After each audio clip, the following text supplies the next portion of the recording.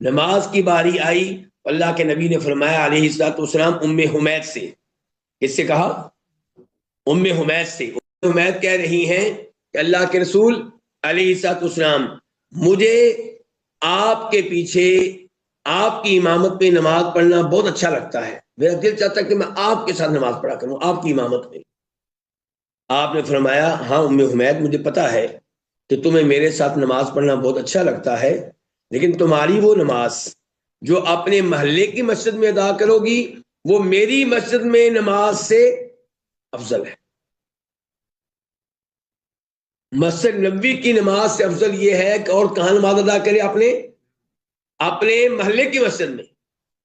مدینہ کی عورت سے آپ کہہ رہے ہیں، مدینہ میں رہنے والی عورت سے کہہ رہی ہیں کہ تمہارا مسجد نبوی کی بجائے اپنے محلے کی مسجد میں نماز ادا کرنا افضل ہے۔ شریعت نہیں چاہتی کہ عورت ایسے باہر نکلے، شریعت چاہتی عورت کہاں بیٹھے؟ آرام سے سکون سے گھر میں بیٹھے۔ عورت کا مقام گھر ہے۔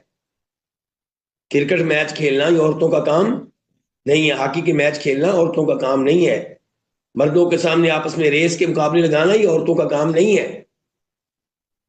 حدیث ابھی مکمل نہیں ہوئی۔ ساتھ ہی آپ فرماتے ہیں اور تمہارا اپنے گھر میں نماز پڑھنا محلے کی مسجد میں نماز پڑھنے سے افضل ہے۔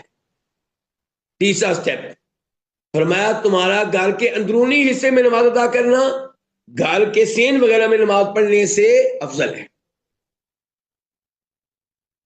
اچھا یہ تو آپ نے بتا دیا افضل ہے، لیکن ساتھ ہی آپ نے کیا کہا کہ اے اللہ کے بندو، اللہ کی بندیوں کو یعنی کہ اپنی بیویوں کو، بیٹیوں کو، بہنوں کو مسجد میں آنے سے مت روکو، یعنی کہ اس سب عورت کو بتا دیں کہ افضل نماز تمہاری کہاں ہے، لیکن وہ پھر بھی کہتی ہے میں نے مسجد میں ادا کرنی ہے، تو آپ کو روکنے کی اجازت الا یہ کہ کوئی فتنہ ہو جس کا آپ کو حقیقتاً پتا ہو کہ وہاں پہ کوئی مسئلے کھڑے ہوتے ہیں، راستے میں کوئی نوجوان کھڑے ہوتے ہیں، کوئی عزت کو خطرہ ہے، تو وہ آپ منع کر سکتے ہیں۔